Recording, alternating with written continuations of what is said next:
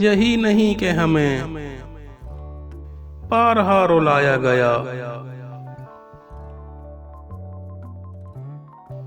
हमारे गिरिए पे लोगों को फिर हंसाया गया। तेरा कसूर नहीं है ए अजनबी से शख्स,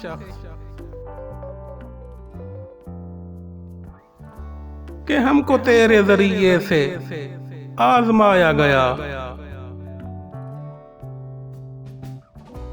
खुदा के नाम पे हमने तो एक होना था,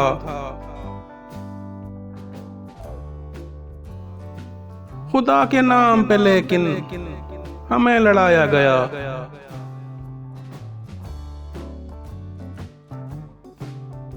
सो जब मताए हुनर कौड़ियों के मोल हुई,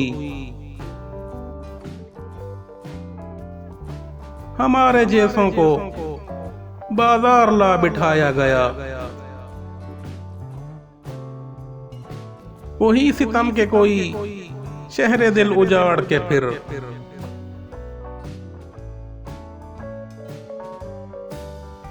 कहीं डिफेंस में एक घर नया बसाया गया।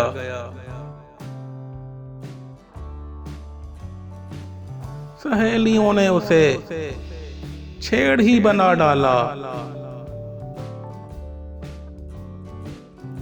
किसी गजल को कहीं इस कदर सुनाया गया।